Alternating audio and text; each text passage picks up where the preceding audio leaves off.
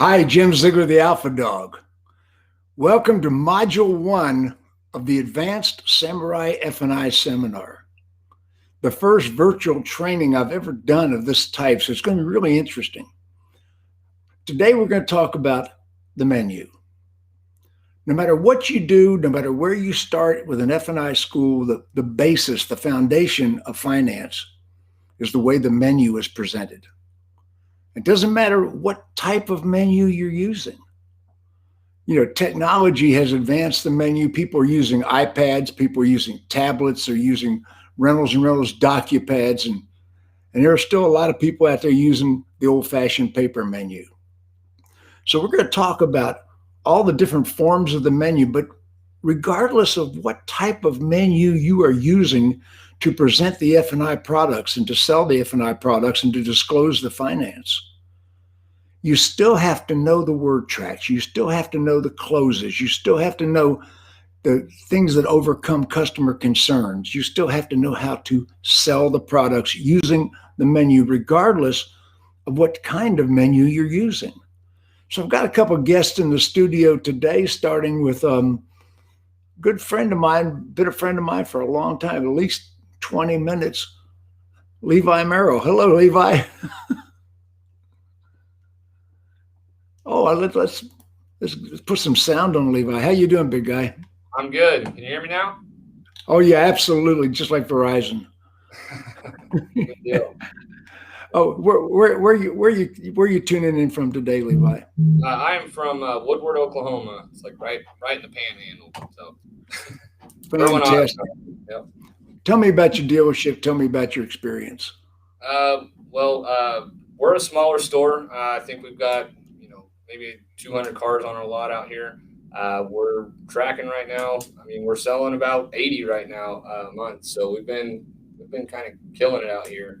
I was actually like in the tech world. I worked at Microsoft before I got in the car business, and then kind of took a drastic turn. And I mean, it's been one of the funnest decisions I've ever made. I like it every day. It's something crazy.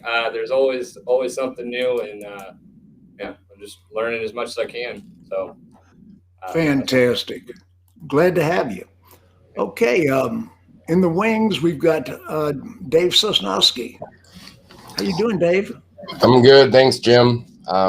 Here in Bourbonnais, Illinois, just south of Chicago.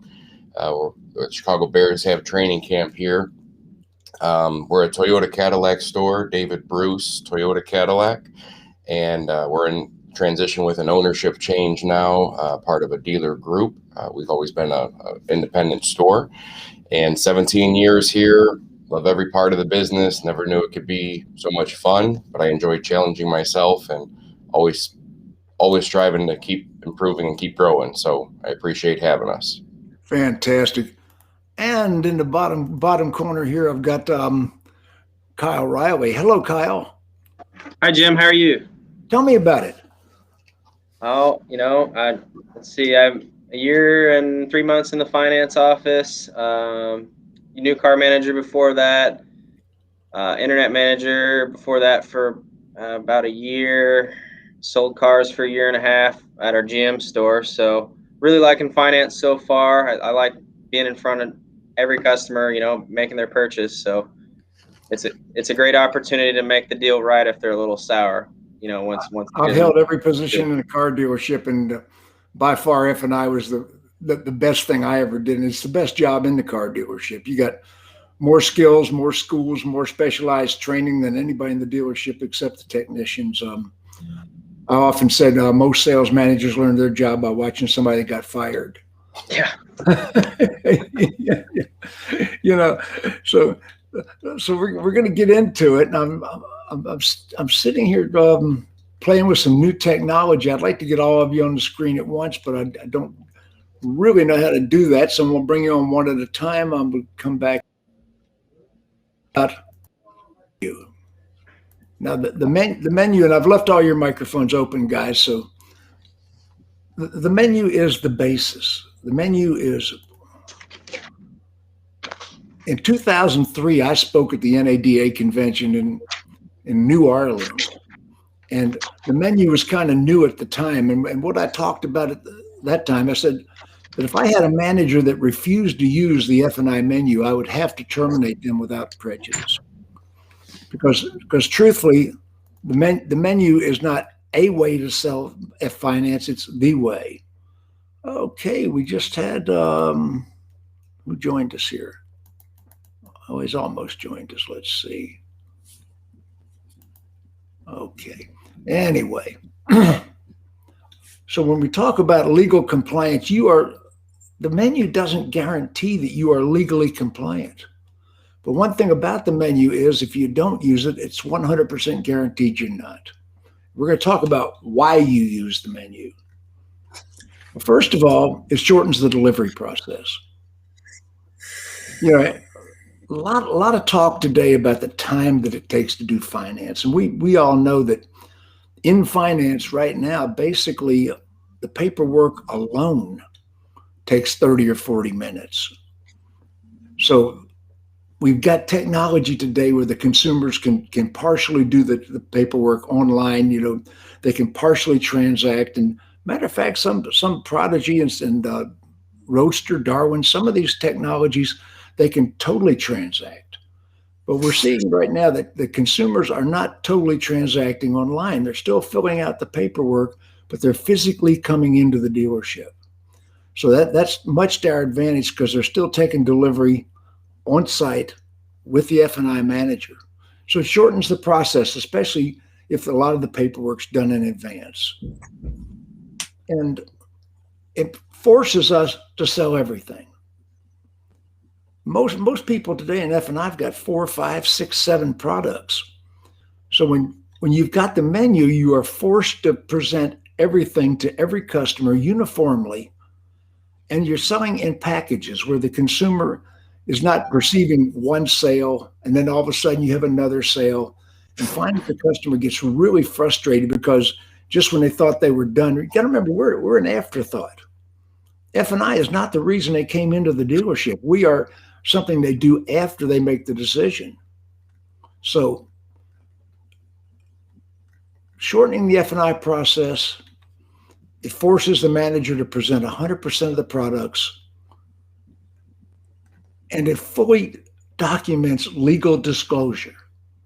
The customer can't come back and say at a later time that we discriminated, that we did a deceptive trade practice, that we did anything that was out of the ordinary, because the menu documents by their signature that we did everything correctly.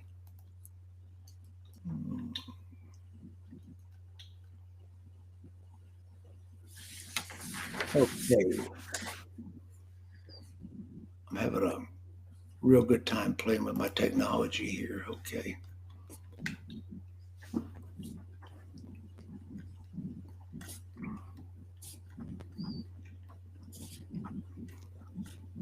Okay. When I travel around the country, and I've been in 1,000 dealerships in the last 25 years, and what I see is a lot of people say they're using the menu, but in truth, they're not using a menu. They're basically doing the old school one-step selling process, using a computer to sell. They're not using the menu the way that we use the menu today. Let's talk about it. Selling intangibles. The biggest thing we have to understand about the menu is you are selling a piece of paper. You're not selling the consumer, a car that they can physically touch. So you have to learn to walk around. In the 70s, there was a song by Rod Stewart called Every Picture Tells a Story. Well, in our business, every story tells a picture. When I was teaching Dale Carnegie 35 years ago, I had to create a word picture of a client using your product, enjoying your product, benefiting from your product. So when you are selling a service contract, that's a $2,500 piece of paper you're selling that customer. So you have to make that customer have a visual of value. You've got to make that customer believe that service contract not only has value, that it protects them. So protection is going to be a big part of what we sell. We are peripherals. We're a profit center after the sale. Like I said earlier, the customer did not come into the dealership to buy finance products. We are an afterthought. And I'm a believer in the consumer credit counseling interview. So many F&I managers never meet the customer until they come into the F&I office, and that's the wrong approach. You need to be able to never meet the customer for the first time when you are in combat. You know, you got to meet the customer when that customer is in a neutral position. I go out to the sales floor and I meet the customer out there. So I've sort of rushed through the preliminary because I want to get to the meat of the situation. When that customer comes into your office, I see so many F&I managers sitting there with the menu in their hand, or they got the menu keyed up on the tablet. They're ready to present the menu immediately. And think about that for a second.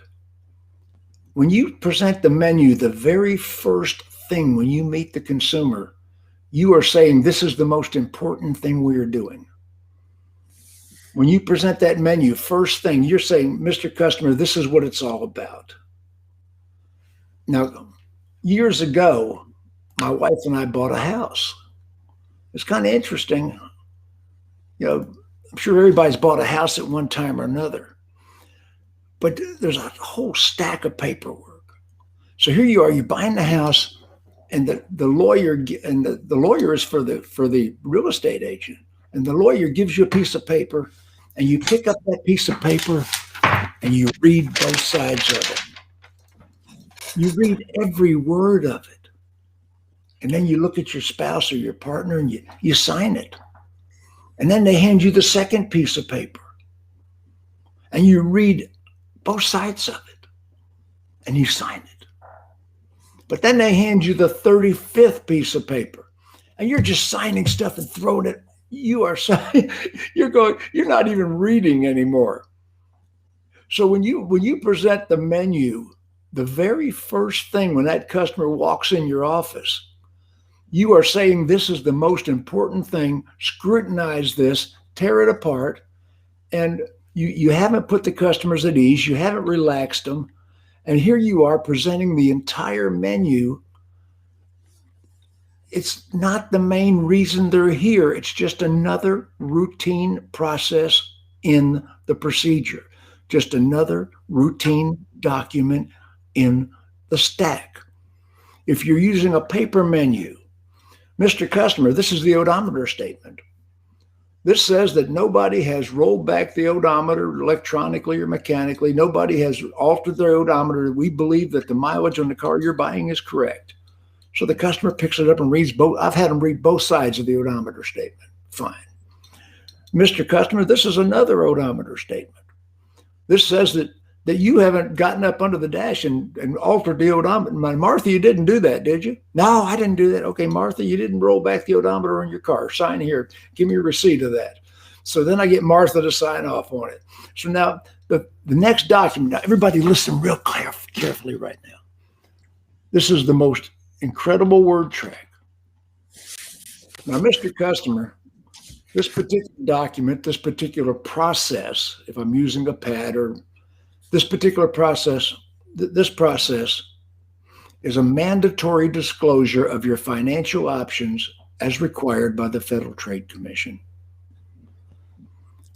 Now, if you didn't write that down, if you didn't pay attention to it, this is a mandatory disclosure of your financial options as required by the Federal Trade Commission. This is a mandatory. Now, let me drop in on Dave here a second. Dave, what's the word mandatory mean to you? It has to happen. It's got to happen. Okay, this document, this process is a mandatory disclosure of your financial options. Now, is that a true statement so far? Am I telling a lie? As required by the Federal Trade Commission. Have I lied? Nope. That's 100% true. You could be sued. You could be litigated. A customer could take you to court if you didn't offer them products that you offer to other consumers. You have practiced discriminatory and prejudicial marketing. So if you offer a service contract to one customer, you must offer it to every customer. And the Federal Trade Commission demands that. So, Mr. Customer, this is a mandatory disclosure, excuse me, of your financial options as required by the Federal Trade Commission. How strong do you think how strong did that sound to you, Kyle? I mean, anytime somebody says something that's mandatory to me, that usually gets my attention. Martha sits up and says, "Well, pay attention, John, he's doing some legal stuff." It's a mandatory disclosure of your financial options as required by the Federal Trade Commission. That's a Ziegler word track, and I'm going to tell you right now, it is as strong as you can imagine. The customer's entire demeanor changes at that point. And don't say FTC. No, don't say FTC. No, we have a habit of in the car business using slang words. You're upside down. What does that mean? You're in the bucket. No, Anyway, what'd you get out of that, Levi? No, I mean it's pretty straightforward. It gets your attention, and if anything, it opens the door to like you're trustworthy, and you're playing by the book. You know what I mean? You have to play by the rules. And one thing I'm going to talk about: you never need to lie, cheat, sneak, deceive, or misrepresent to sell finance. Everything we do is going to be ethical. It's going to be honest. There's going to be some psychologies involved, of course, but you never need to lie, cheat, sneak, deceive, or misrepresent to do what we do. Everything we do can be done in an ethical, honorable way. Okay. Who have I got here? How's it going, man? My name is Mike Daniels. I'm from Empire Ford of Huntington. I'm here under Dave Toomey. I'm actually starting in finance soon, so I have been sitting through some training classes to get ready. This is going to be a little different. I like the last one. You like the words you say are your toolbox. Yeah. What you say to the consumer, that is your toolbox. And if you have the right words in the right order, right facial expression, right body language, you will sell finance. Absolutely. So I'm going to continue on with this just a second. I've got everybody's mic wide open. So, okay. The first thing you do when that customer comes in the office is you disclose some of the routine documents. And generally, I'm going to go ahead and disclose to the consumer what the sales manager has already told them. Mr. and Mrs. Jenkins, the sales managers indicated to me that you've agreed to purchase this car today at a price of $63,000. This is what we've allowed for your trade. This is the amount of your down payment. And you've got 63 equal and distinct payments of $629.53 at 6.9 APR beginning on the 1st of January. Is that a good time of the month for your first payment? Now, did everybody hear what I just said? Is that a good time of the month for your first payment? Never close on the payment amount. Always close on the payment date. Don't ask them, is the payment okay with you? They've already been quoted a payment by the sales manager or the salesperson, but they might not be totally satisfied with it. I'm not going to say, is that okay with you? No. Is that payment date okay with you? Now, as a finance manager, I always change the default in my computer to 30 days to a first payment. Most people are trying to stretch it out. I change it to 30 days. Because if they said it's not a good time of the month for their first payment, then I can go to 45 days or any amount in between, and I can adjust the date. So is that a good time of the month for your first payment? And the customer says, yes. I said, are those the terms as you understand them? Now listen to what I just said. Are those the terms as you understand them? Now, what I mean by that, this is a legality that very few people live up to. Mr. Customer, is this the terms as you understand them? Great. Let me assure you that you can purchase the car for that price and that payment. You must give the customer a base price at a base interest rate, and you must legally tell them they can buy the car for that with no inclusion of product or peripheral services. You can't put maintenance, which is a peripheral service. You can't put service contract, which is a product. You can't put anything in that payment but the interest rate. And the interest rate has got to be within the parameters that they qualify for. You can't blow them up on an interest rate to leave leg in the payment. Leg is totally illegal. People have gone to jail for leaving leg in payments. And we talk about that, and people say, well, I've gotten away with it for years, but do you really want to be the bride of Big Bubba? I mean, think about it for a second.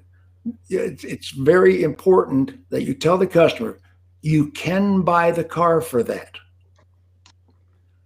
Are these the terms as you understand them? Yes. Great. Let me assure you, you can buy the car for that. So at that point, the consumer, I'll put the tablet aside. I'll put the menu aside. I'll start signing some other documents. I do not go right into my menu presentation at this point. This is where Ziegler deviates. Every other school is going to tell you, jump right into the menu. No, I just told them they can buy the car for that. They're relaxed.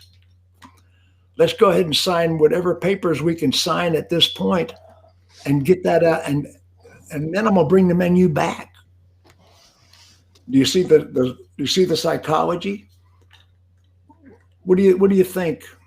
Well, let's see. What do you think, Dave?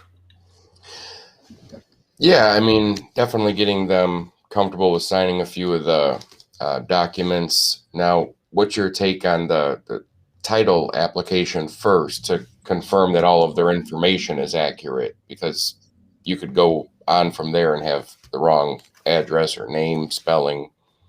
You certainly could. And hopefully we've got that correctly in the CRM. It's come to me correctly. They pushed it to me correctly. But if they didn't, yeah, maybe we will, because I'm going to give you some other things about that in a minute. But what I'm going to do is I'm going to slow the thing down, where take the anxiety off the customer, because the customer's coming in shooting it with both barrels. They have buyer's anxiety. The other interesting thing I saw that I hadn't heard, but it piqued my radar, was equal payments. Because of course, one of the presentations later could be a equal versus variable payment, but that equal payment, people. If you're using a 4-column menu, the fourth column would be a lease. Now I've got Huntington down in the bottom corner here, and you probably do a lot of leases, don't you? We definitely do, yeah. Yeah. So the fourth column is a lease, and lease conversion is in the textbook. What's your thoughts? You have a lease on the menu? So we're a SmartPath Toyota dealer. So like our process, once the app comes in, and SmartPath is always going to disclose their base payment and base rate. So once the sales person gets the customer to agree, I go out there, because the app's pre-filled out. I'll run over the app again, and then that SmartPath screen, hey, base payments quoted to you today at this interest rate with money down. Does that sound correct? And they're usually like, okay. And then I say, I'm going to go get the rest of the paperwork ready. Give me about 5-10 minutes. The one word track that you still must say, even with SmartPath, you've still got to say, let me assure you can buy the car for that. Okay. Even you've got to, in your career, sometime or another, you will end up in court with a consumer. If you're going to be in finance for any amount of time, no matter how customer friendly you are going to end up in court. And the attorney for the customer is going to say, "Do you remember this deal?" And you are going to make a mistake, and you're going to say, "Yeah, oh yeah, I remember that." Well, what color dress was she wearing that day? Was it raining? And all of a sudden, they're going to make a fool out of you. Don't ever say you remember the deal. What you say in a courtroom situation is, "I remember the people." Well, how do you know you said that? And your defense is always, no matter what phase of finance it is, because I say the same thing every time without exception. That is always your defense in any court action that you would ever face in the future. Because you know for a fact that you disclosed it that way. So that is the importance of having a standardized disclosure that you never vary from. Once you've got your word tracks down, once you say, "This is the way I'm going to do it," that's the way you always do it. Let me assure you, you can buy the car for that price and that payment.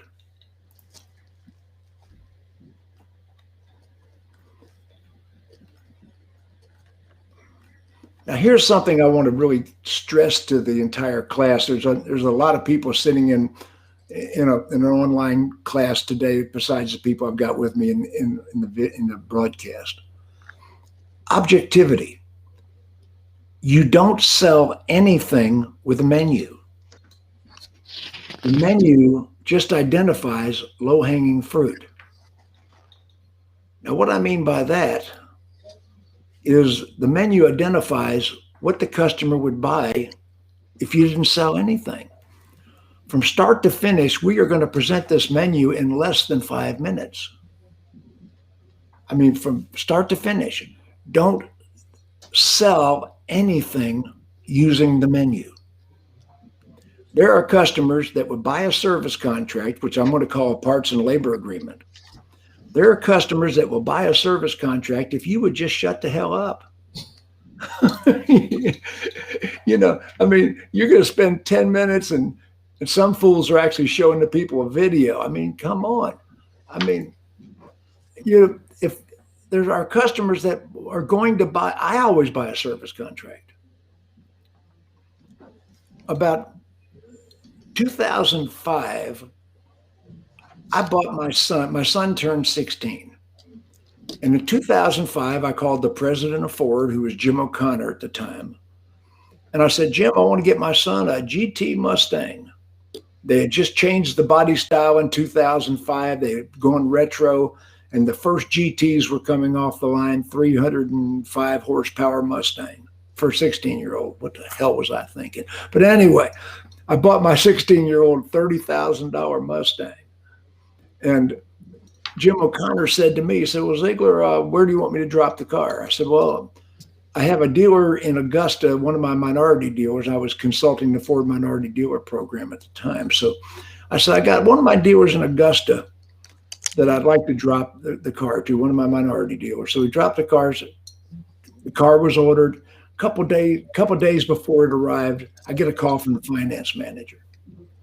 And the finance manager says, "Mr. Ziegler, your car's coming in. How do you intend to pay for it?"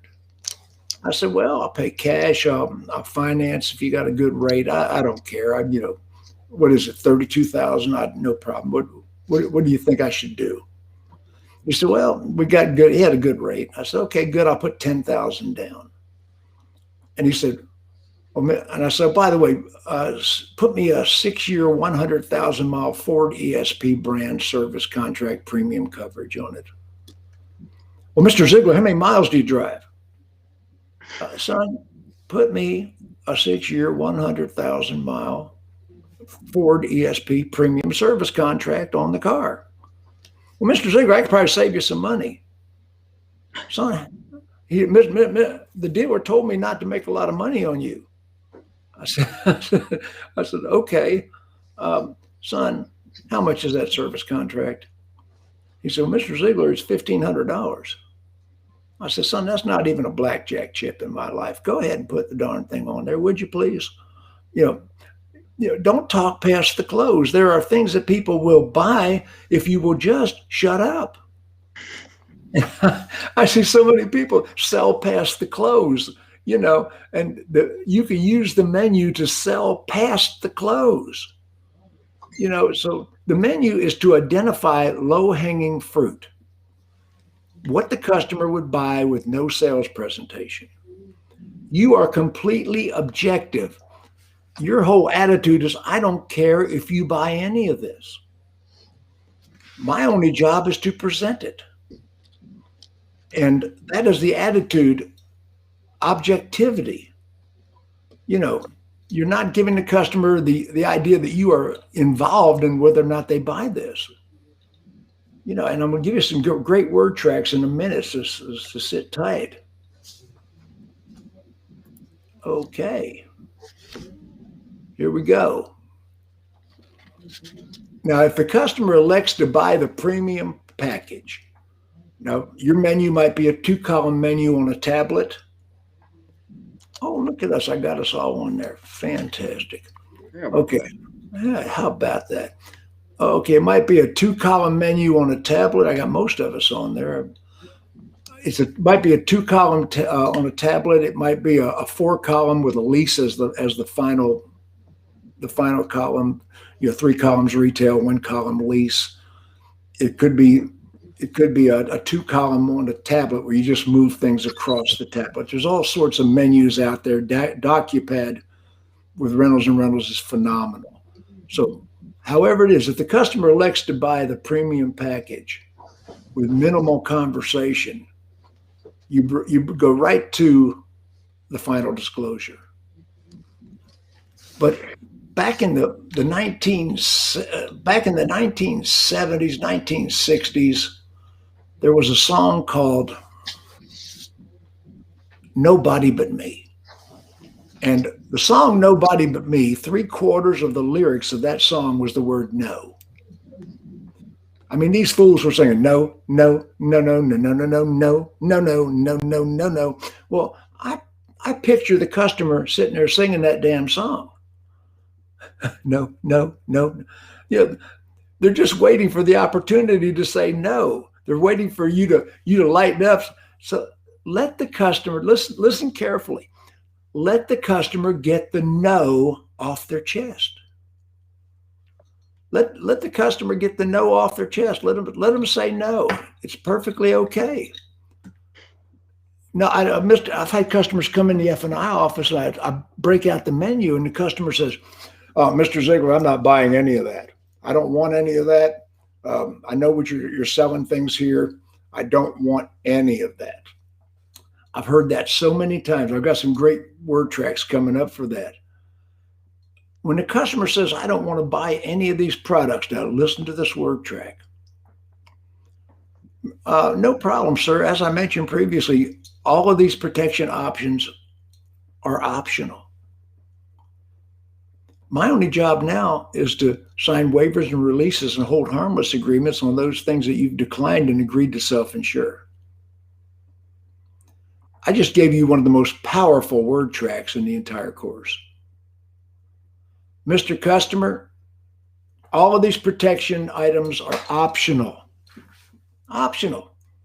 No problem. The word no problem basically minimizes the customer's emotion. I don't want any of that. No problem. Mr. Customer, my only job now is to be sure that these things are explained. This is a mandatory disclosure of your financial options. But once you fully understand them, my only job is to sign waivers, releases, and hold harmless agreements on those things that you've declined and agreed to self-insure. That word self-insure is the most powerful part of the word track. No problem. Self-insure? What do you mean I'm self-insuring? Well, Mr. Customer, an automobile is 15,000 high-tech component parts. And you're agreeing to self-insure anything, a mechanical breakdown after the factory warranty is expired. You're agreeing to self-insure. Self-insure. I've had more people get so rattled when I said self-insured and I explained it to them. It is, I see a smile over there. Hang on one second. Levi, what do you think of that?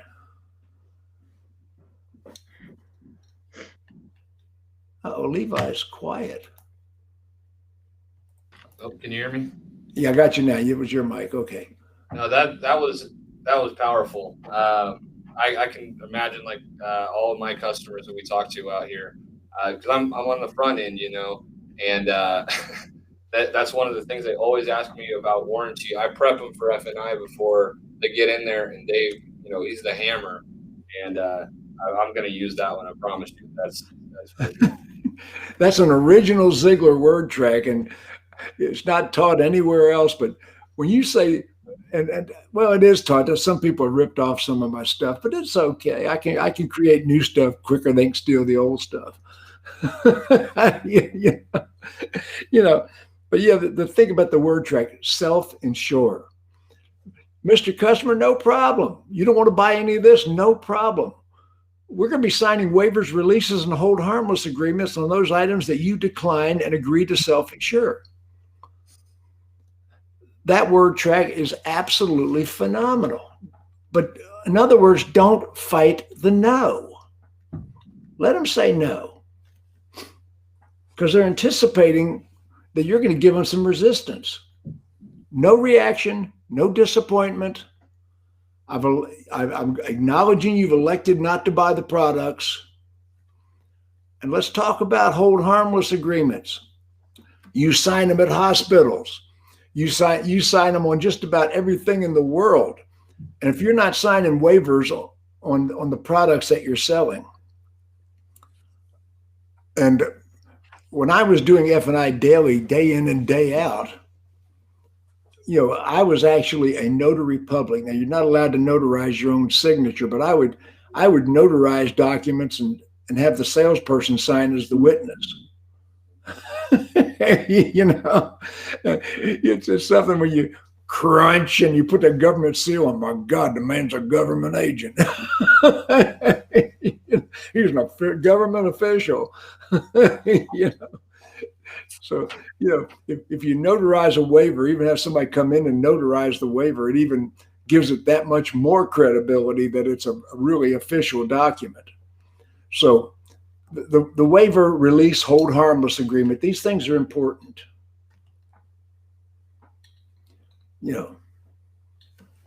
Don't ever apologize for the products.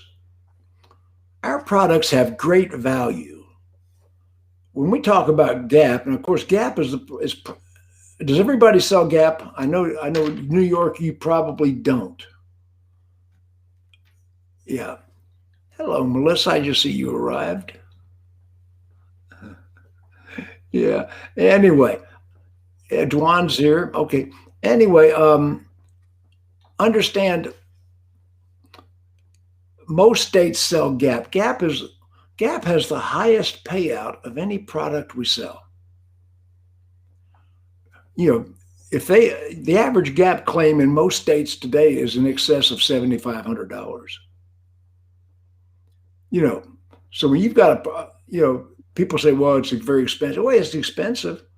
And I'm going to give you a lot of Gap overcoming things in the next session. But still in all, if somebody has an objection to Gap, I will sell Gap with the equal enthusiasm that I'll sell a service contract. And by the way, I'm calling the service contract a parts and labor agreement.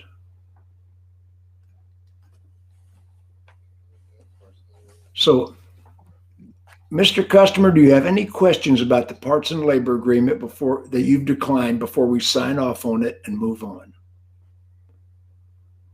Now, this is after they've turned things down on the menu. Do you have any questions? Anything I can clarify? Anything I could tell you? And I'm going to sign off on each individual product that they've declined.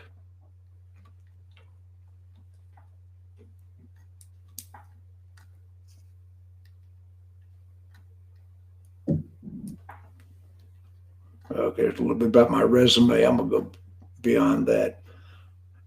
So much F&I today is based on false assumptions. And the assumption is that you need to investigate the consumer. Well, how long do you think you'll be keeping the car? I mean, that question is so old, so tired, so worn out. The customer knows you're setting them up for a service contract. You know, how many of you have the title business manager? Yeah, I hate that title. I'm not the business manager. What a wimpy ass title that is. I'm the business manager. I've met the business manager in your dealership. That's a person in the back office with a bad attitude, bad disposition.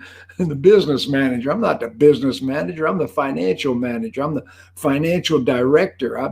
I want to give the customer the impression I have an education in my field. I'm not the business manager. That title was created 40 years ago so you could lay in the weeds and they would think you were going to process their paperwork and you're really going to sell them something. They know better than that. They know what we do. You're not tricking them with that business manager title. Give yourself a power title. I'm the financial manager. I'm the financial director. Whatever. I'd have a uniform like a South American general if they'd let me. Look like you got some authority. Don't be delusional. Now, one thing that we're going to have to do as technology advances, customers are transacting more and more online than they ever have. And since they're transacting online, we're going to have to get in front of them with a video like we're doing right now. You're going to have to get in front of that customer with a Zoom type conversation at the zero moment while they are still on your website. Because F&I doesn't sell itself, and that's where the digital retail people got it all wrong. Digital retail is not as profitable, and most customers are still not pulling the trigger online. There's a lot of mythology about digital retail, and I love digital retail. I am a huge advocate of digital retail, but it's not working the way people are telling us it's working. Because what's happening with digital retail is people are partially transacting online, doing their paperwork, but when it comes down to buying the car and buying the products, they get a little nervous, and they're still basically contacting the dealership, showing up, or taking a home concierge delivery. So what we're dealing with today is we got to get in front of them. Now, there's some CRMs out there that have video built in now. Instead of regular text chat, video chat while they're still on your website when the lead first comes in, where finance can get in front of them, or a sales manager can get in front of them, or somebody can get in front of them and actually have a conversation about their wants, needs, desires, and actually sell the customer, with a conversation, because video humanizes us. Video makes a person out of you. And what I see in the very near future is more and more video presentations of our products, video menu presentation, using a split screen like I'm using right now. I'm showing you the book on one screen, and I've got our pictures on the other side. So that is here now. Now, the one thing I want to say about a menu is there's a lot of menus out there. Now, I know that, let's see, hang on one second here. Kyle, I'm going to bring you back up. Okay, Kyle, now, how are you presenting your menu? What technology? Your mic's off, guy. We're an MBPI dealer, so I use their online portal, and then from there I generate the menu and present a 3-column on paper. Okay, so you're actually presenting it on paper. Mm-hmm. Okay, so you're not using a technology application, but you're using a technology application to generate the menu. Correct. Yep. Fantastic. So I'm going to go over here to check out Dave. Dave, how are you presenting the menu? Your mic's off, guy. you recall your deal and then have your compliancy menu, just a paper menu, and then of course flipped over on the back to, of course, customize whatever to the customer, but always a paper one. Okay, so you do customize it. Yeah. One thing about a menu, if you customize that menu and you go, always print the final menu with the terms they accepted. Everybody hear what I just said? Right. Even though you scribbled over, you might have taken a Sharpie, you drew all over the thing. Once you get done with it, write the words void on it, VOID, and get both consumers to sign the voided menu, and then print out the one with the terms they agreed to. And that's the one that stays in their final file. Because if you ever had to go to court once again, and you've got all that scribbling on the menu, all of a sudden they're going to say, well, this is the offer they accepted. And all of a sudden you're going to have a problem. So you write void on it, and then you print out and have them sign another copy that you printed with no writing on it at all from you. On the menu itself, or yeah. Whatever? Reprint the entire menu, get them to sign it. So there's no handwritten deviation with a Sharpie or anything like that on it. Makes sense. Making good sense? Yeah, so write the word void. I'm glad I asked you that. So anyway, what I'm getting at right now, and I'm going to go back to this, is even though we've got the paper menu, the digital menus, it doesn't really matter. Okay, somebody's talking over there. Let's see. Even though you've got all the digital menus, you still need to learn to work a paper menu. And everybody knows that if your CRM crashes at the end of the month, your sales managers are lost puppies. Everybody's forgotten how to work a deal with a Sharpie and a calculator. True? And there are CRMs that crash at the end of every month. Well, technology menus tend to collapse. They tend to have a problem. So still in all, you need to know how to work a deal by hand. You know how to do that. So here's the paper menu. This is just an idea of a paper menu. Let's put that up on the screen. First of all, mandatory disclosure of your financial options. Everybody sees that across the top. This is not a contract. Now, this is just an example of a menu. I mean, everybody's got different types of menus. So I'm going to go down the side of the menu. Mr. Customer, the sales manager told me that you've agreed to buy the car at this price. This is your down payment. And I'm going to go down all of that. Are these the terms as you understand it? And the customer says, yes, these are the terms as I understand it. Great. Let me assure you, you can buy the car for that. So once I said that, I have completed 100% of my legal obligation. Let me assure you, you can buy the car for that. How do I know? How do I know I said that, Dave? I was just going to ask you the same thing. Like, how do I know I said that? I'm in court. Did you say that? How do I know I said that? Anybody? You'd have to initial or sign off on that statement. No. I say it the exact same time or exact same way every time. I say it the exact same way every time. That's my defense. Yeah, I say it the exact same way. How do you know you said that? Because I say it the exact same way every time. Mr. Customer, these are our financial package options. This is our platinum package. Now notice I label platinum, gold, and budget. Now there are people out there that'll tell you that platinum package is illegal. Well, they're full of hot air. There is no law against we even call gasoline platinum and gold. Come on. You know, platinum reminds you of American Express card.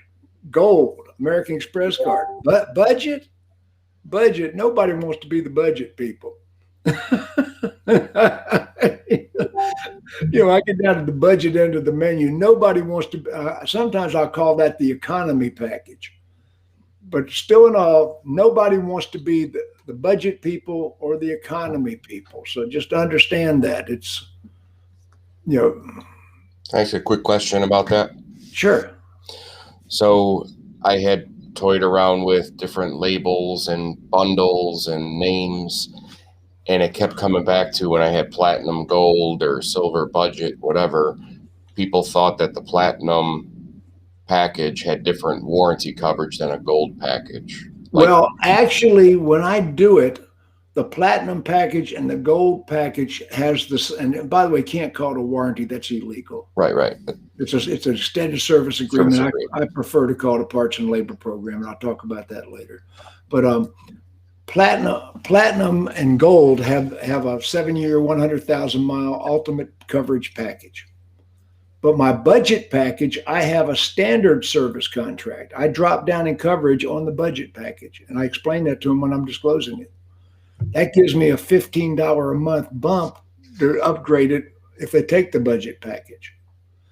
Mr. Customer, you took the budget package. I can upgrade your parts and labor agreement to the premium package that most nearly mirrors original factory coverage. Hear my words there, that almost completely mirrors manufacturer's original coverage. I don't say it's bumper to bumper because it doesn't even cover bumpers. Okay. We got a bumper to bumper warranty in the factory. No, you don't. Doesn't even cover bumpers. So anyway, now this is our platinum package. It is our most popular package. It is the one that most people prefer. Now, notice I did not say it's the one most people buy. It's the one most people prefer. It's our most popular package. It includes our 7-year, 100,000 mile parts and labor program, mechanical breakdown coverage. This coverage almost identically mirrors original factory coverage. It almost identically mirrors original factory coverage. Now, does anybody have a powertrain warranty from the manufacturer that goes to 100,000 miles or something like that? Any of you? I know some of the manufacturers have 100,000 mile powertrain coverage, and they sell wraparound service contracts. Don't ever call it a wrap. Don't ever. I know if you don't sell a wraparound, but some of them do. If you're selling a wrap, don't ever call it a wrap. That's more car colloquialism. It's a wrap. What is that, Snoop Dogg? I don't know. What is a wrap? It does. No, we're not selling you a wrap. We're selling you a program that completes your warranty, almost mirroring original factory coverage. So instead of a wrap, it's a program that completes your warranty, mirroring original factory coverage. We have guaranteed asset protection that pays any amount that your insurance company doesn't cover. Our average gap claim today is more than $7,500 or whatever it is. Check with your provider and know the statistic on what your average gap claim is. Whoever's selling you the gap, find out what your average gap claim is, and it's going to be somewhere around that $7,500 range. To quote them an accurate figure. Tire and wheel protection, lost key. Mr. Customer, that key fob you have in your hand is a $400 replacement item, and you've got 2 of them. So I'm zipping through the environmental protection package. Our particular brand is Z-Bart, but I'm not spending a whole lot of time selling these things. I'm just explaining. Now, the gold package is one step down, and I explained that package. Now, then I go to the budget package. Mr. Customer, remember I said earlier that the platinum package is our most popular package, the one most people prefer, our most complete protection package. But the budget package, on the other hand, is the least protection we would ever recommend for anyone. Now, if I'm going to put a 4th column on there, it's going to be a lease. If I want to convert the customer to a lease, I'll have a lease column or a balloon at the end of it. Now, one thing I want you to notice that Ziegler deviates from other trainers. I'm gonna really deviate from the other trainers right now. Look at this. There are no figures at the bottom of my menu. Everybody notice that? And the reason there are no figures at the bottom of my menu is because there is no requirement that they be there. And this is one thing that so many people I've had debates on at NADA about this. There is no law that says you have to have payments at the bottom of those columns. The only law that pertains to, there's no law that even regulates a menu. There's no law about a menu. The law doesn't even know what a menu is. So I understand that. I mean, this is something guys and women have made up. The menu is something we invented. So I don't put the payments at the bottom of the menu, because what I experience is the consumers read ahead of you. Oh, I don't want that. That's too much. They're reading ahead of you to the numbers at the bottom of the menu, and they don't listen to your presentation. You follow what I'm saying? I would rather say, well, Mr. Customer, if this was affordable, which package would you prefer? So this is going to make a lot of money for you. Say that again. If this was affordable, which package would you prefer? Well, I'd prefer the gold package. Great. Is there anything in the platinum package you would like me to add back before I quote you figures on that? I'm going to quote you a 60, 72, and 84-month payment on that.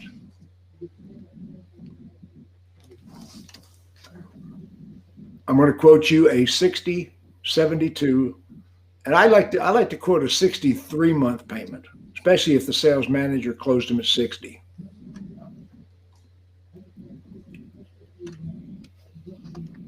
I invented the 63-month payment 20 years ago, and a lot of the banks picked up on it, started doing it, because those extra 3 months will make up for a 60-month close. Any questions on what I've covered so far, ladies and gentlemen? Anything? The least amount of coverage we would recommend to our customers? To anyone. To anyone. Now, later on, when I do the subsequent sessions, I'm going to talk about the sincerity close, because right now we're going to go into the waivers and disclaimers, because the waivers and disclaimers are, Mr. Customer, now you've turned down the parts and labor agreement. You say you don't want that. I believe in it. You need it. If you were one of my personal relatives, I would never allow you to leave here without it. And if you give me any opportunity at all, I'm going to make an aggressive effort to sell it to you. Did everybody hear the word track I just used? That is the most sincere word track in the world. Mr. Customer, I believe in it. You need it. If you were one of my personal relatives, I would never allow you to leave here without it. And if you give me any opportunity, I'm going to make a sincere effort to sell it to you. That absolutely turns people on. That is the best presentation when you're signing the declinations. Did you guys get good benefit out of this session today? What's your thoughts, Levi? Well, so at our little dealership, we're out in the sticks. This is actually like my first introduction to really a menu. We don't use that. Dave has it all kind of like, memorized. So what I'm trying to what I've taken away from this, not just the word tracks, not just, closes. A lot of these are really similar to how we close front-end deals. The psychology of it, trying to build value in it. That sincerity close right there out in Oklahoma, that I mean, we use that on just about every close we have out here, because there's no, it's just as clear as you can be. That's what people appreciate out here. I've done a lot of business in Oklahoma. Yeah. Through the years. I was working with Lynn Hickey Dodge back in the day. Oh yeah. Yeah, back in the day. Dave, what did you get out of today? Say that again. What did you get out of today, big guy? Yeah, I mean, the stuff that you teach, and it's unique, and if it makes people that have been in the business years and years, and I know we've all come across people that, yeah, I do it the best way, or I'm good enough, or what have you, things pass you by, and if you can't adapt, and some of these, just having them in your toolbox, I just always think is one more thing you can use, and to be sincere about what you do. Again, not lying, tricking, stealing, getting on their side and believing in it is the ultimate way to provide it to somebody. Well, my word tracks have always been my strength. Let's see what Kyle's. Kyle, what'd you get out of today? Microphone, Kyle. Definitely the intro to the menu is a little different than what I do. Obviously very similar to, I say this is a mandatory disclosure of customer payment options, but, it's much more powerful, referring back to as required by the Federal Trade Commission. I think, I think the approach is a lot more professional, I think, than what I've learned. So I like it. You're gonna love what's coming up weeks to come. Next session, I'm going to be talking about service contract sales. The number one sale we do in the finance office is service contract. Did I cover menu thoroughly enough for you guys? Yeah. Fantastic. Okay, so now we're going to we've been on an hour and 2 minutes. I think we covered the subject. Okay. Do we have these word tracks in here too, so I don't have to read Those word tracks are 100% in the book. The book has all the word tracks in it. You can go to ZieglerAutofinance.com and buy the book if you haven't got one already. I've given the book to people in the class. But www.ziegler, Ziegler, ZieglerAutofinance.com. You can buy the book. The book's $75. So anyway, let's sign it off, guys. Thank you very much. Hey, good luck, guys. Thank you. Yeah. Have a great weekend.